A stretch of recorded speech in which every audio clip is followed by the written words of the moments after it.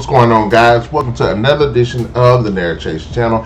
I'm your boy NarikChase, and in this video we're going to be doing the spoiler review of Venom, There Be Carnage. Now guys, please forgive they're out there cutting grass and stuff, so you're going to hear the noises and stuff, and I'll try my best to put some music over this later on in the editing phase. Also, be sure to hit that like, share, subscribe, and the notification button to get the best of what we got going on this channel. We have the PayPal if you do want to help support the channel. Hit that. Let's go ahead and jump into the spoiler review. Now, this is the sequel to the 2018 Venom film, in which Eddie Brock and Venom now have to deal with the serial killer named Cletus Cassidy, who ends up acquiring the symbiote of his own and becoming Carnage. Now, there's a lot of good things to say about this film. There's a lot of bad things to say about this film, and we're going to go ahead and talk about that now.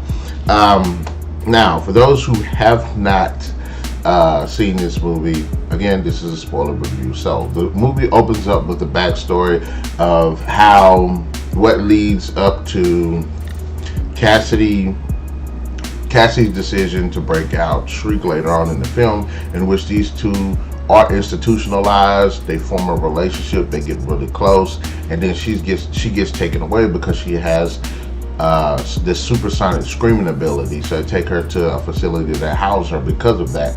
And of course Cassidy is like, no, and it's like a moving and very emotional scene, but then you find out both these fuckers are crazy, so you're like, ugh, that's probably what's for the best. They're probably for the best. Now, as a fan of Carnage, I don't really like this opening because it's trying to humanize the character. Yes, it gives you a reason.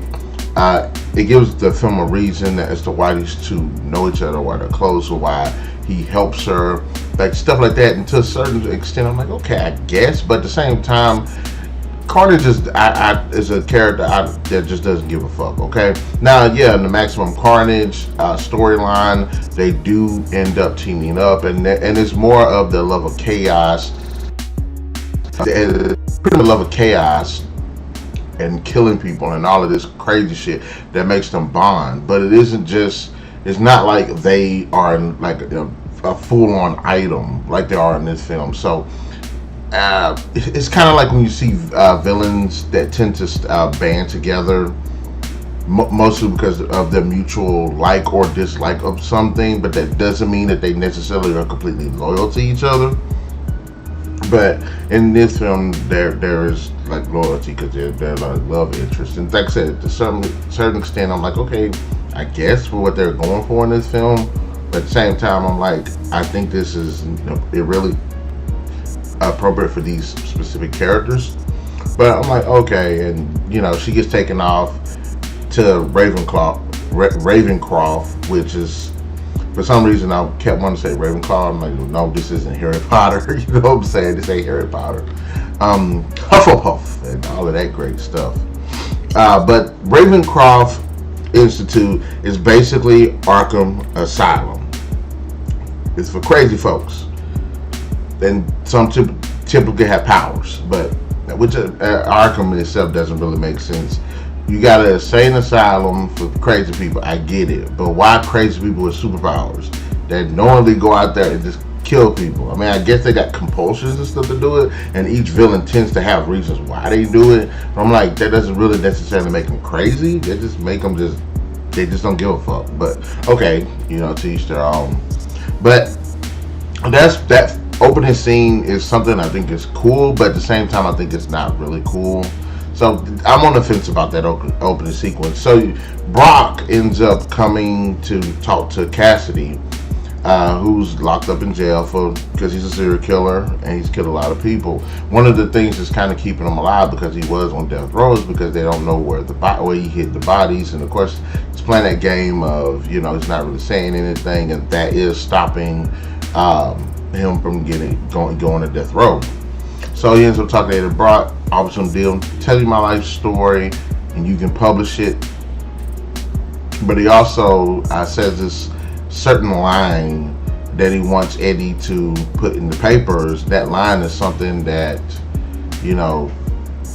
Shriek, Francis Barrison, what she knows that line. She knows that line. It's like something between them, and then she ends up reading it. So she's like, yeah, you know, in a paper, which is kind of cool because she actually gets the paper. But anyways, well, I'll say this too. Naomi Harris plays Shriek completely hot. I would hook up with Naomi Harris in a hot second.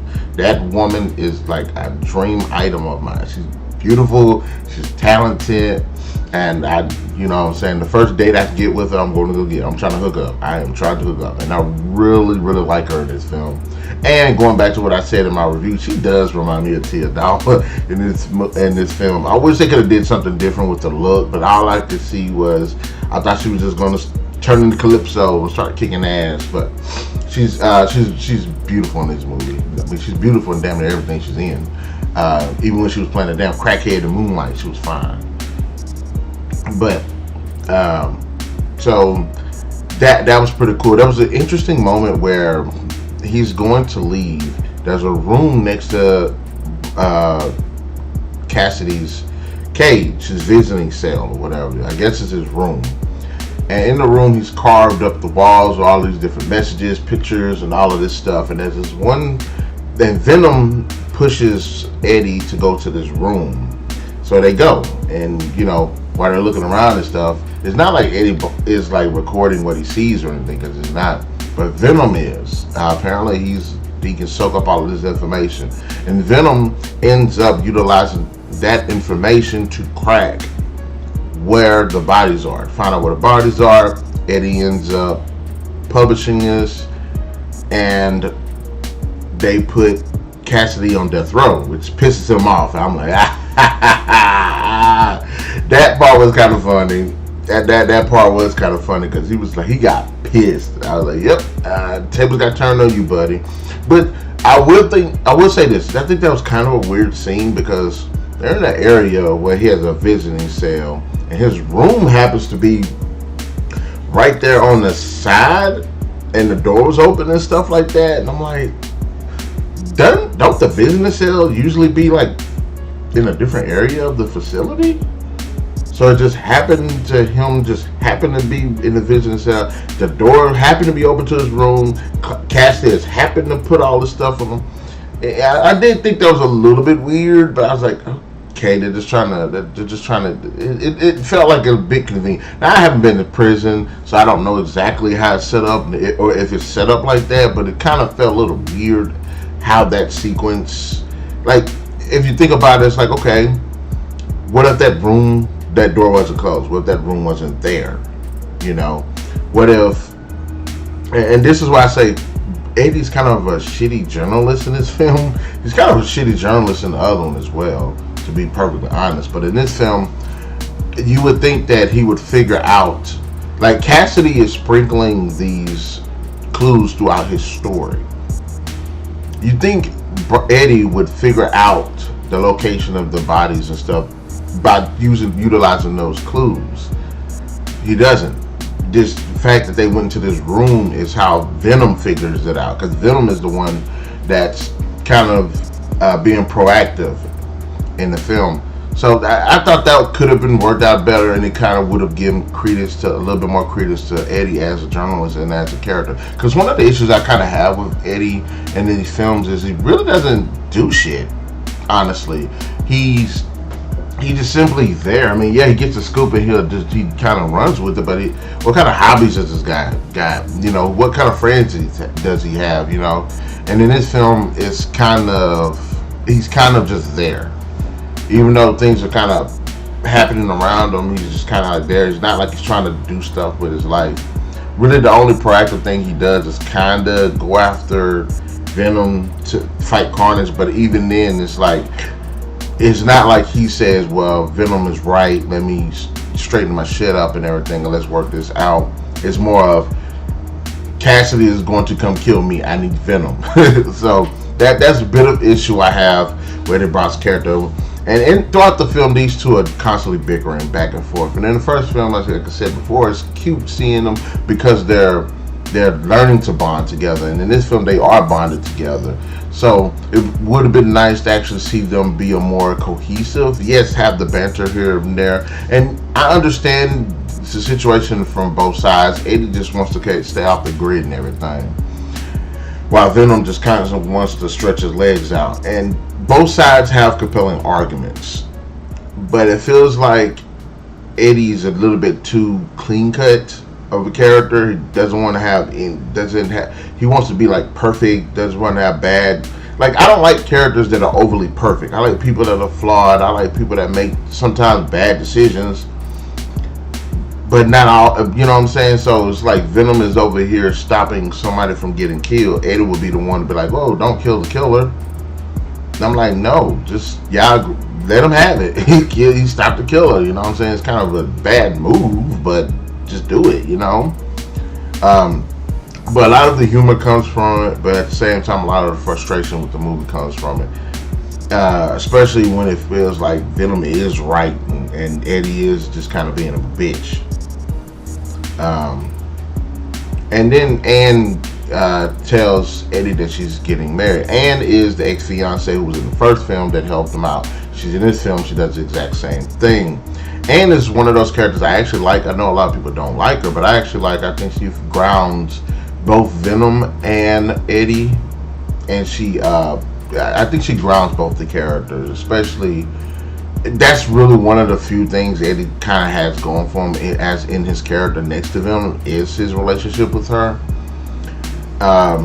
And I like the fact that Venom takes offense to this, that he sees the doctor guy that she's getting married to was the guy from the first film as kind of a threat. So I like that. And there's even a moment later on, a little humorous moment later on in the film where he acts on it. He acts on it, and it's pretty funny. It's pretty funny. It's out of the blue and it's pretty intense, but it's pretty funny as well. And I like that dynamic of her as well. And I like that in the film she has continued on her life. Eddie is the one that's kind of like in this rut. But anyways, because Cassidy, because Eddie ended up, you know, telling everybody, you know, releasing the information of where these bodies are that Cassidy is put away. Cassidy is now on death row, demands to see Eddie one more time because he's like, well, if you don't want to sign me, got me is going to get me killed, so you might as well be here. It's your fault, so you might as well watch what you did. So I'm like, okay, cool. They're talking, and of course we know at this moment Cassidy is going to bite Eddie, get some of his blood in his system, ingest some of his blood. This is how he gets Carnage. And I was interested to see how they're actually going to make this happen in the film. And honestly, they kind of do it in this dumb way. In the film, Cassidy is making fun and picking and just going off and talking about Eddie and trying to provoke Eddie. And next thing you know, Venom shoots out of his chest and starts attacking Cassidy. And then Cassidy ends up biting Eddie at that moment. And I was like, that's stupid. Why would Venom do that? And I get Venom's impulsive, but I don't understand why he would do that. I don't know. But that leads up to Cassidy biting Eddie, and that's how he gets the blood. And I'm like, they could have thought of a better way. I did not like the fact that he did that. Maybe if Eddie would have did like an outburst or something, I'd been like, cool. But because he's kind of a shitty character, he just takes all of this. There doesn't, and you even though there's like emotion in his face, and you can tell that there's a lot going on with what this guy's saying. I would have liked him to did this, not Venom. So that's another thing that creates a big rift between him and Venom. But anyways, Brock ends up bouncing now, and Cassidy's put on death row. He's about to die. What happens? As he's getting lethally injected, he turns into Carnage. One of the best scenes in the film. It makes Carnage out to be a straight up badass. It looks like a fucking horror movie. Just how badass of a character he is. He's just going around killing people. The look, the feel. He feels like he just has weight to him. He feels like heavy. He's like menacing. He's destroying. He's destructive. Really cool scene. The only problem I had with it was I didn't like the fact that he was killing just the guards. I'm like, kill the inmates too. You Cletus Cassidy, kill everybody. Everybody can get it. I wish he would have kind of went after the inmates as well. I mean, I guess he's just sowing seeds of chaos and everything. But at the same time, I would have liked to just seen him just like kill everybody. Everybody's, you got this power, just go, just say fuck it. You know what I'm saying? Which they really don't. Like I said, it was a pretty cool scene. But he even does this one thing where he swirls into a tornado and creates this weird suction. And I was like, why was that even a decision? I don't really understand what was the purpose of him doing that. I mean, the entire time he's killing all his guards and making his way to his prison, he's going after the warden. I was like, he could just shot a tendril out and grabbed him. I mean, that's essentially what it did with the damn tornado. But the whole introduction of Carnage at this point is fucking badass. A hell of a lot better than Venom when he was first introduced. Hell of a lot better than, what was the first guy? I don't remember the first symbiote. What was his name? I don't fucking know. Anyways, it was a hell of a lot better introduction than those two. But that was a really good moment in the movie. And then the first thing, he's like, okay, well, we can do this. Cletus and Cassidy and Carnage are talking, and they're like, you know what? We can do this thing together, but I need you to help me break out my girlfriend. So, of course, he goes to Ravencroft, breaks her out. Really, him going into Ravencroft was bullshit. I was expecting him to do the exact same thing. Go in there, killing everybody, make his way to her. And it was just really lackluster. Honestly, I don't understand how the fuck he got in there. But, okay. He gets her out. And then all of these cops attack them. Come attack them. And Carnage, again, does a fucking badass thing. He's just wiping the floor with these damn guys. He's destructive. He doesn't give a fuck. Now the scene, I don't understand this part in the scene where he does this whole thing where he lifts the car him and Shrieker in, and there's all this webbing stuff, because he does it one other time in the film, and it doesn't make sense why he would do that. I'm like, why are you doing this? Y'all could just had a really cool like car chase while he's fucking up these cop cars, but instead you do this thing where your symbiote juices web up the area, lift up the car, and you're just stretching your arms out, slinging shit. And I felt like that was kind of wasted. I'm like, I don't understand why the fuck you're doing that. But during that, they get attacked by a helicopter, and of course you get a really cool moment where you see Shriek scream. Unfortunately, this hurts Carnage, so Carnage gets pissed off that she does it. And another thing, and the issue that I have is, I'm like, well, wait a minute, you didn't know she could do that? I'm like, Cassie knows she has the ability to do that. I'm quite sure you should know that. And I'm quite sure that, and I understand it's high pitch and stuff, but it wasn't directly hitting you. So like, that's one of the problems I have with the film, because she has this ability. It happens to be his weakness.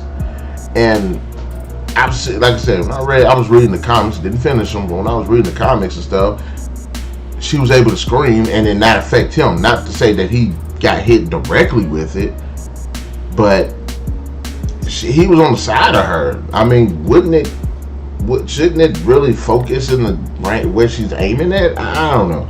I didn't like that. Even though I did like what Carnage said, he was like, if she ever does that again, I'm gonna eat her face off. I did thought that was a pretty cool scene. But I wish they could have worked that out a little bit better. It's not even like Carnage has said, hey, she can do that? That's pretty cool. Just don't do it to me. You know what I'm saying? Like, it'd have been better if there was like a line like that, but it was like, she can do that? Don't do that. Don't do that again.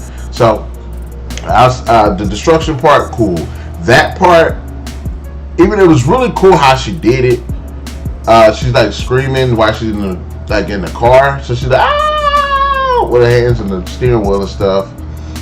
But I'm like, if it's that much of a damn issue, Carnage, go back into Cassidy's fucking body. Why stay out? At least go into his body, let her scream, then pop back out after the fact. It kind of makes sense. But to some extent, I'm like, well, he didn't know she was going to do it. So I don't know. I think it's a pretty cool. It's just the way it's utilized in the film feels more like it feels like if you put the Human Torch and Poison Ivy on the same team. Poison Ivy's plant-based. The Human Torch fire-based. So what happens if he's flame on right next to her? It's kind of like that. But they say, okay, we'll go back to the Institute place where we were, burn that bitch down, then we'll get married, we'll kill the people that are responsible for putting us in the situation, and we'll just go ahead and go do all this kind of stuff, which honestly I thought that was kind of stupid. Now if you're going after these people because they locked you up and all of that stuff, fine, but all the marriage stuff I thought was just a waste. But anyways, so after that, while doing all that stuff is going on, Eddie and Venom have separated. Venom has said fuck Eddie because he's a loser. He bounces, he leaves, and then he has this weird club scene which I thought was kind of cool because he hasn't experienced it. But then they go into this whole thing where they're talking about Venom gets on stage and starts spouting out about aliens and people treating aliens right. And I was like, is this a social justice moment? Is this a woke moment in this film? Like I said, it was kind of cool him experiencing the club and stuff, but that part I felt was just bullshit. But then, Eddie gets locked up because Cassidy escaped. His ex-fiancée Anne, he calls her. She goes finds Venom through Miss Chen. Miss Chen is honestly one of the best fucking characters. I kind of like these stand-offish, kind of smart-ass, smart mouth side characters that sometimes actually can be pretty insightful. And as a supporting character, I think she's actually pretty fun. But Anne ends up getting Venom back, breaks out Eddie. Then it just leads to just the big ass fight scene where, Cassidy kidnapped the cop, the Shriek then kidnapped Anne. Eddie and Anne's fiance go to the church where they're having a big wedding at. And again, as Shriek, Naomi Harris is just fucking hot. And that little suit she had on was rocking. And I liked the way she talked. She had this like ee type voice. It surprised me when she started talking. I thought that was pretty cool. And then they go to the big fight. Really there's not much and nothing to go on with the Shriek fight. I think it would have worked out a bit better if it was kind of like a cat and mouse game where she's got this screaming ability and, he has the cop that she goes after is the cop that shoots her in the eye. So she's mad about that. And this cop happens to be the one that's really the main cop guy that's trying to work with Eddie throughout the film. So it would have been cool to kind of see like a cat and mouse game between them two, an extended cat and mouse game, where he's dealing with the situation with this hearing aid because she's screaming in his ear and fucked his ear up when they were younger.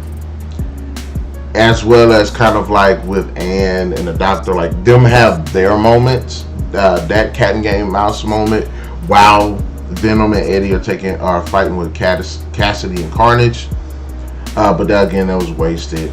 But the fight between Cassidy and Carnage was actually pretty cool. I'm fucking pissed that they didn't do the formulaic 2 fight, where the first fight they fight really cool, really intense. But Venom gets fucked up. He has to escape some kind of way with the help of somebody, probably Anne, or the cop. Or there's and then later on they fight again. It's extensive, it's intense, it's straight up badass, and then he just barely manages to kill Cassidy. So, but even still, the fight was actually pretty cool. I kind of feel like the fight from the first movie might be a little bit better.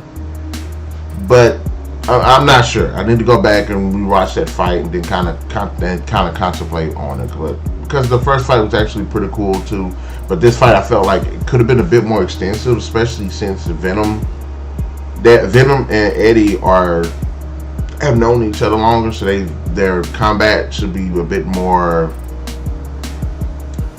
I don't know, more practiced. It should be more of, you see what he can do and stuff like that. Whereas Cassidy just kind of got Venom and a lot of kind of got his symbiote, and it's kind of like where you see, I mean, because his diversity of his abilities, making all of these different tendrils, making all of these different weapons and stuff, versus Venom's kind of combat experience, because he's actually fought longer as Venom than Carnage has. You know what I'm saying? But you know what I'm saying, still a really good fight. And then of course at the end, Shriek. There's a scene that I don't get. I don't understand what happens. Okay, this is what happens. Now remember earlier I had said there was a scene where they were fighting cops. Shriek screams. Carnage gets pissed off because it hurts him. Well, she does it again to Venom in the film just as the fight starts. Carnage knocks her to the side and tells her to shut the hell up. And I'm like, how did that affect you? You were standing up behind her. But I guess it's a radio thing as well as a projectile thing. So I'm like, okay. Well, Carnage later on is going to kill Shriek because he starts to see her as a threat. So Cassidy tries to stop it. Venom helps stop it. So between the two, they stop Carnage from killing Shriek. So there's a moment where you're like, okay, Shriek is going to help Venom defeat Carnage. And you even they even look at each other, and you're like, okay, that's what they're going to do. And right when she gets ready to scream because she has Carnage's weakness, Venom knocks her into a fucking bell. And I was like, wait, what?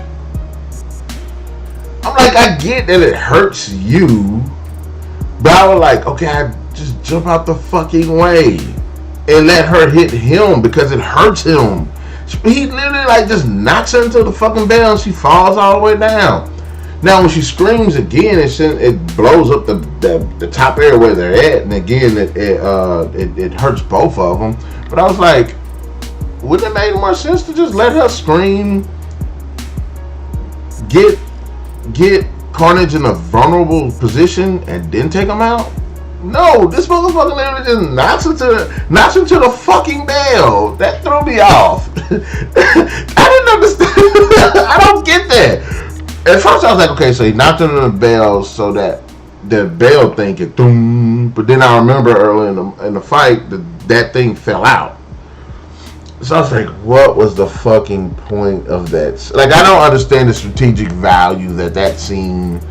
Like, that was one of the parts I'm like, did they mean to write that like that? Did Venom do that? I mean, I understand Venom did it if he sees her as a threat, but it was that moment where it's like, okay, they look like they were gonna work together. So, and it just threw me out of it just kind of threw me out. But yeah, the fight was pretty intense. But of course he ends up, Shriek gets killed. The fucking bell falls on her. Which that was bullshit actually, but I'm like, oh, I guess. Venom ends up defeating Cassidy, gets the symbiote, eats the son of a bitch, and then turns around and eats Cassidy's head off, bites Cassidy's heads off, and then, you know, they run off into the sunset because, you know, shit done went left and everything, and the doctor, everybody comes to, it comes to a pretty good closing, a moment where, you know, Ann and Brock have respect for each other. Brock has respect for the doctor, and he's like, you know what, y'all deserve each other. And the doctor actually comes through because he actually helps in the fight. So that was one of the things that I did like about it. He actually does help in the fight.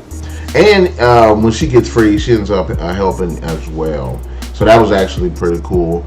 But they actually congratulate each other, and you know, everybody gets props. It's like, and take care of yourself, enjoy your marriage, and then they go off into the Bahamas to figure out what they're gonna do next. Well, I knew that this shit was coming. I knew it from a mile away, especially with everybody sitting here hyping up this fucking ending. Venom and Eddie are talking. Venom says there's a lot of shit in the universe you can't explain. Eddie says, all right, show me. And next thing you know, the world shifts around them. What the fuck happens? They're officially in the MCU now. You see a clip of Jonah Jameson telling the world Peter Parker is Spider-Man, which is the ending of No Way Far From Home. Or you know what the ending left off to Far From Home, and the beginning of No Way Home. So that is my spoiler. I was gonna say spoiler-free review, but I know that was my spoiler review. Again, there was a lot of stuff that I did like about this movie. There's a lot of missteps that happened in this movie. But guys, in the comment section below, let me know what was your favorite moment in this film, what you didn't like, what you did like. Also, be sure to hit that like, share, subscribe, and that notification button to get the best of what we got going on this channel. We'll definitely catch you guys later.